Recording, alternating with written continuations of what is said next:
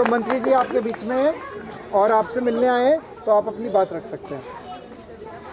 मैं बता देता हूँ, आपके कई लोगों ने सवाल वगैरह पूछे थे, तो ये कानून है देश का और इसको आप समझिएगा, और कोई भी अफसर आए तो आप इस कानून के बारे में बात कर सकते हैं उनसे। कानून ये है कि कोई भी ज़मीन उस क्लस्टर को सरकार ने अपनी लिस्ट में ले रखा है तो उसको ऐसे नहीं उजाड़ा जा सकता। आपका क्लस्टर लिस्टेड क्लस्टर है।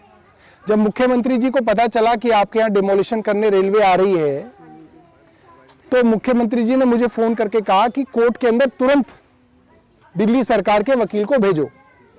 तो हमारा वकील दिल्ली सरकार का कोर्ट में गया और हमने कोर्ट में कागज दिखाया कि रेलवे जो कर रहा है वो गैर कानूनी कर रहा है। ये क्लस्टर लिस्टेड क्लस्टर है, इसको आप ऐसे नहीं उजाड़ सकते।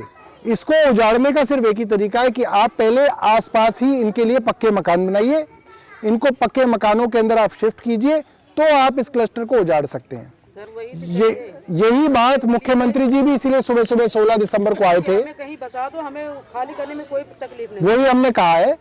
तो कोर्ट में जब हमने बात रखी तो कोर्ट ने कहा कि अब पहले इस क्लस्टर के अंदर लोगों को आइडेंटिफाई किया जाएगा, उसकी स्कीम बनाई जाएगी, वो स्कीम कोर्ट के आगे रखेंगे।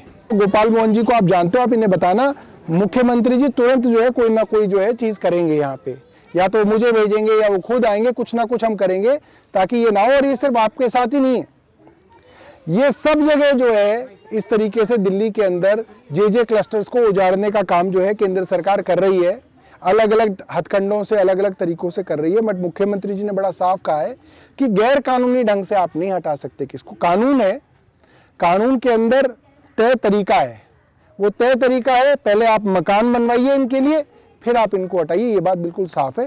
तो जो भी होगा आप गोपाल जी को बताइएगा। हम लोग कोर्ट में भी लड़ाई लड़ेंगे, सड़क पे भी लड़ेंगे। मीडिया के बंधुओं को इसलिए बुलाया है क्योंकि क्या हो रहा है आजकल, केंद्र सरकार चुपचाप कर रही है काम।